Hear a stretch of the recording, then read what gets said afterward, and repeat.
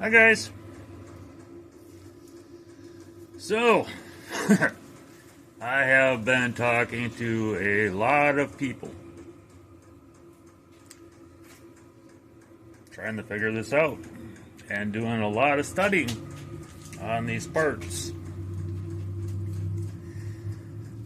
The general census is that I need to put the pans in the car and then set the body,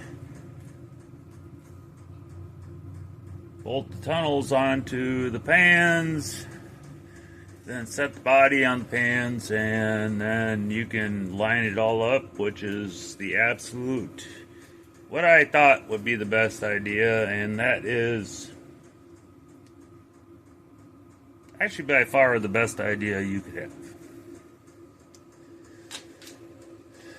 Problem is pans I want are $700, and I can't pull it off. Not right now. You can buy cheaper pans, but the $700 pans, I'm not a purist, so I'm not trying to go perfect, but they are German pans.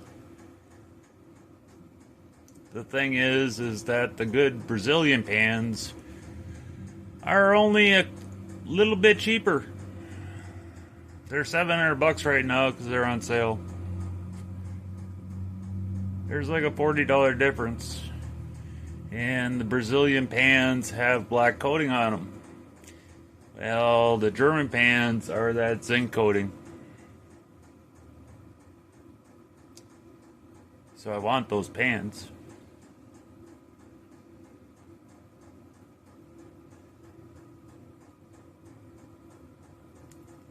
Anyways, I've been doing a lot of plotting and planning and thinking and scratching.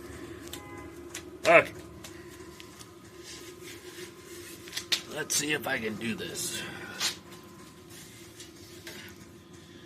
This ridge right here runs up. My camera work ain't too good. Okay, that runs up right to about there. And if you look on here, it runs right along the side, right up to there, which is this piece. So this outside edge is supposed to sit right in this groove. And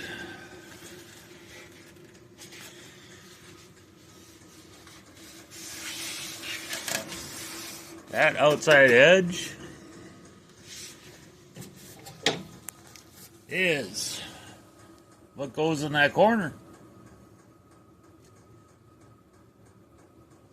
And depending on how you measure it,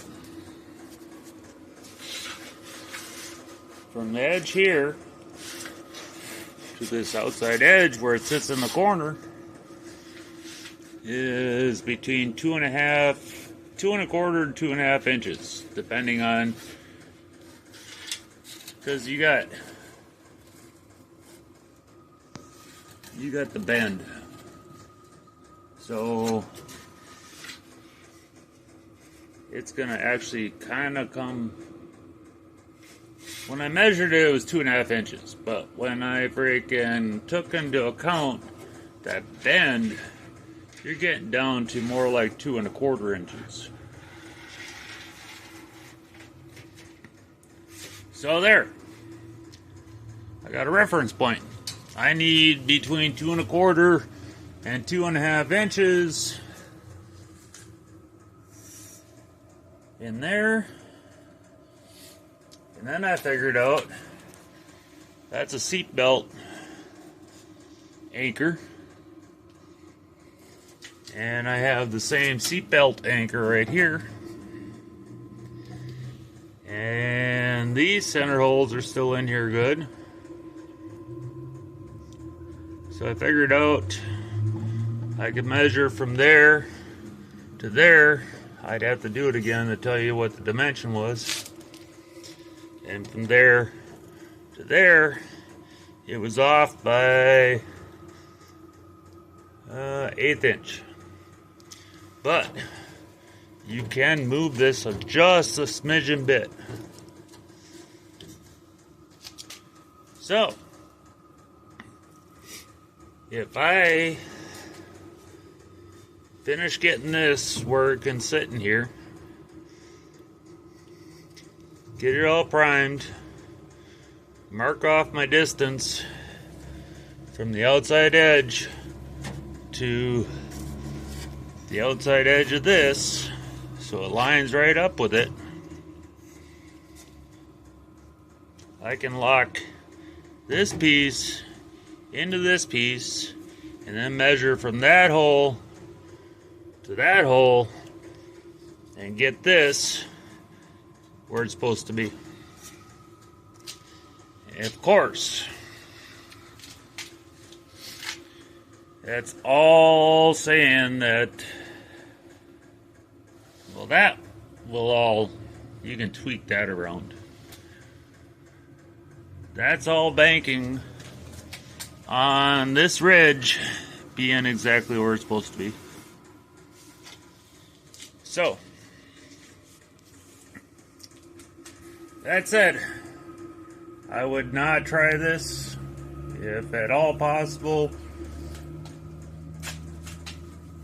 Do the chassis, do the pans, then do like everybody says, and the smartest thing to do, and then put the body onto the chassis and make it fit the channels. That is the smartest way to go about this, but in my predicament, I'm going to have to take a chance. And the one thing good about it is it's all metal. So no matter what I weld in here, I can cut and move if I have to. But I'm praying to God that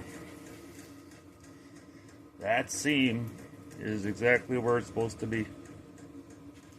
It's taking a hell of a chance on aftermarket parts. So, I'm going to get to try and fit that better in there. And to fit it, like I said, I want to go in between here and here. So, I have to figure out where. Drill the spot welds out. Try and save this wet lip and then get this cut off. And then figure out where that's got to get cut off. So I should be back. Well guys, I just figured something else out. That lip has to go in between this piece and this piece. There's a gap in here. It's nice and tight to a certain point, and then all of a sudden it gapped out, and I thought, well, it's a little tweaked, but it's because this lip goes in between it. Which means, to do this right,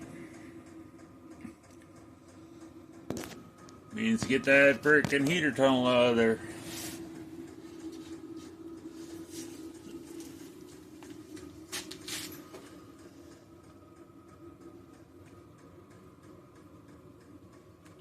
Because it's supposed to be this piece, then this piece, then this piece.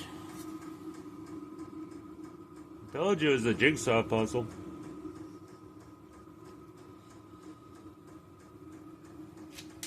Which I'm not so scared now because this is locked in. Yeah, the welds are ugly. She's locked in, which means these B pillars aren't moving. The A pillars aren't moving. And I have a good reference point, I believe, with the seatbelt. That should be stamped the same on both sides. Which means I can take this heater tunnel out, have that heater tunnel in there, then put that piece on, get that wing to the same dimension as the other side, and lock it down, and I should be close. So yeah, I think that's what I'm going to do. I'm going to pull that piece out and start disassembling the heater tunnel. This ought to be interesting. Alrighty, guys.